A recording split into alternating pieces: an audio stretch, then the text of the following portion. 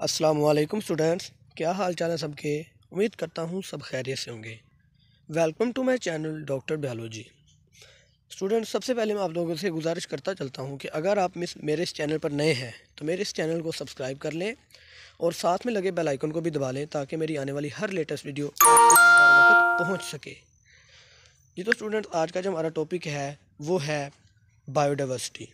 What is biodiversity? Biodiversity क्या है, चलिए जानते हैं बायोडाइवर्सिटी के बारे में।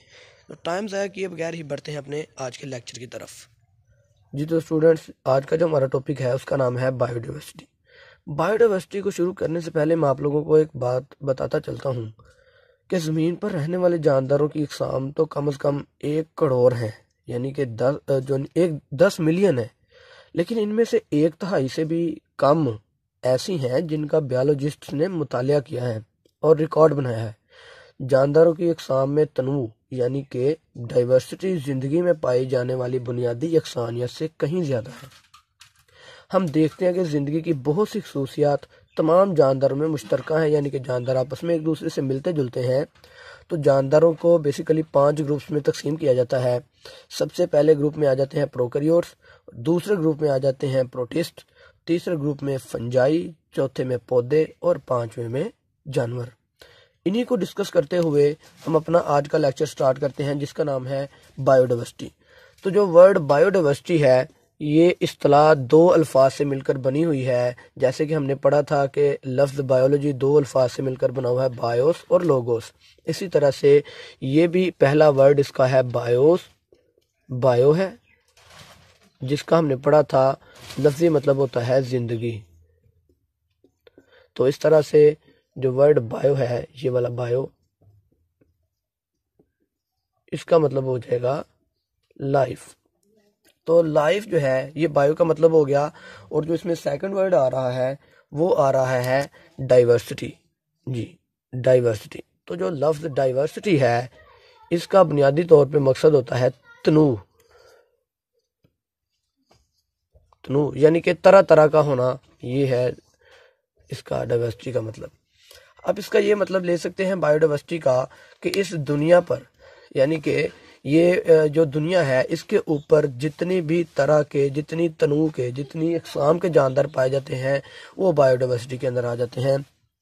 इसकी हम प्रॉपर तारीफ इस तरह से कर सकते हैं कि बायोडाइवर्सिटी से मुराद स्पीशीज़ की वैरायटी और हर स्पीशीज़ के अंदर मौजूद जानदारों की वैरायटी है। उम्मीद करता हूँ समझ आ गई होगी कि एक स्पीशीज़ के अंदर जितने भी जानदार पाए जाते हैं वो सारे के सारे अगर हम गिनेंगे, उनको हम पढ़ेंगे तो ये बायोडाइवर्सिटी में आ जाएगा। बायोडाइवर्सिटी मुख्तलिफ इकोसिस्टम्स में मौजूद जानदारों में वैरायटी मापने का एक स्केल है, पैमाना है। यानी कि इसकी मदद से हम पता लगा सकते हैं कि इस स्पीशीज़ के अंदर इतने जानदार हैं या इस स्पीशीज़ के अंदर कितने जानदार हैं। तो किसी इलाके के पौधे और जानवरों का मुतालिया भी बायोडाइवर्सिटी की मदद से हम आसानी से कर सकते हैं। तो आपकी बुक पे अगर उन्होंने नाम लिखा होगा तो वो लिखा होगा फ्लोरा का और फाना का। दूसरी तरफ आ जाते हैं तो वो उन्होंने कहा होगा फ्लोरा और फाना। दरअसल फ्लोरा जो है इसका मतलब होता है जो है वो पौधे। फ्लोरा को हम कह रहे होते हैं, प्लांट्स को कह रहे होते हैं किसी भी इलाके के। फ्लोरा से मुराद है प्लांट्स यानी कि पौधे, जबकि फाना का मतलब है एनिमल्स यानी कि जानवर। तो ये पेपर में शॉर्ट क्वेश्चन के तौर पे भी पूछ सकता है, वो आपको एमसीक्यू तो आता ही है कि फ्लोरा से क्या मुराद है, फ्लोरा एक किसी भी इलाके के फ्लोरा को क्या कहते हैं। तो आप कहेंगे कि वो पौधे होते हैं, प्लांट्स होते हैं। और फाना जो है वो जानवरों को कहते हैं, किसी भी इलाके के जानवरों को फाना कहा जाता है। तो ये जानवरों और पौधों का यानी कि फ्लोरा और फाना का किसी भी इलाके में रहते हैं तो उनका इन्हिसार होता है वहाँ पर रहने होने वाली आबोहवा पर, और वहाँ की जो ऊंचाई है, यानी कि पहाड़ों पर रहते हैं या नीचे गहराइयों में रहते हैं तो ये ऊंचाइयों पर भी, यानी कि एल्टीट्यूड इसको कहते हैं, ठीक है ना, ऊंचाइयाँ एल्टीट्यूड। और यानी कि वो मिट्टी पे रहते हैं तो उसकी मिट्टी की आबोहवा कैसी है, टेम्परेचर कैसा है, और दूसरी स्पीशीज़ की मौजूदगी वगैरह करके दूसरे जानदार भी उनके आसपास रहते हैं, तो ये चीज़ें इनकी लाइफ पर बड़ा ज़्यादा असर डालेंगी कि वो किस तरह से इनकी ज़िंदगी के ऊपर असर डाल रही हैं, ये उसके मुताबिक अपनी ज़िंदगी गुजार रहे होते हैं। मिसाल के तौर पर अगर हम बात करते हैं कि वो रहते हैं खुश्क इलाकों पे, रेगिस्तानी इलाकों में, तो रेगिस्तानी इलाकों में आपको पता है बारिशें कम होती हैं, पानी कम होते हैं, तो वहाँ पर रहने वाले जो पौधे हैं वो इस तरह से होंगे कि अपने अंदर पानी जमा करने की सलाहियत रखते होंगे। उन्होंने उस वक्त के लिए पानी जमा करके रखना है जब पानी बहुत ज़्यादा कम हो गया हुआ है अपने इर्द गिर्द के माहौल में, और वो स्टोर करके रखते हैं उस वक्त यूज़ करने के लिए जब उन्हें पानी की शदीद ज़रूरत होती है और मिल नहीं रहा था, इसलिए ये अपने अंदर जमा करके रख लेते हैं।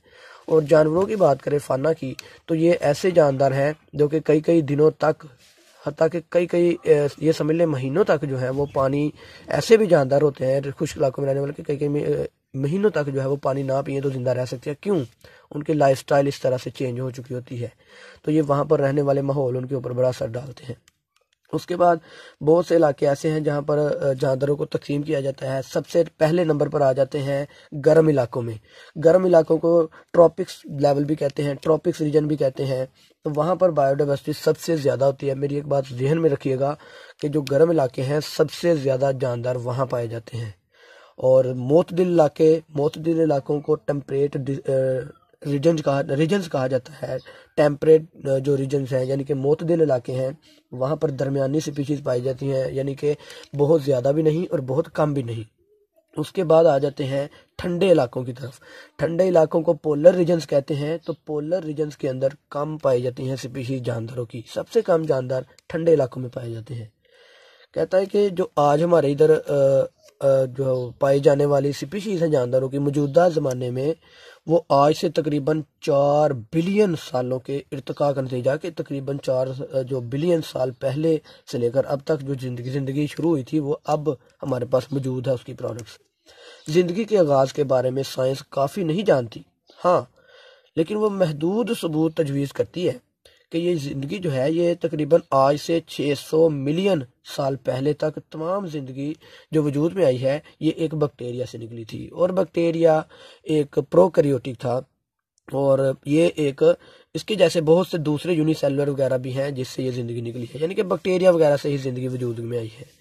तो बाकी ये था हमारा आज का टॉपिक। इंशाल्लाह नेक्स्ट लेक्चर में हम डिस्कस करेंगे बायोडाइवर्सिटी की अहमियत, यानी कि इम्पोर्टेंस ऑफ बायोडाइवर्सिटी। तो मुझे इजाज़त दीजिए, लेकिन इजाज़त देने से पहले मैं आप लोगों से फिर एक मरतबा गुजारिश करता हूँ कि अगर आपने चैनल नहीं सब्सक्राइब किया तो कर लें, ताकि मज़ीद आने वाले जो लेक्चर हैं वो आप तक बर वक्त पहुँच सकें। इजाज़त दीजिए, मिलते हैं इंशाल्लाह नेक्स्ट वीडियो में, तब तक के लिए अल्लाह हाफिज़।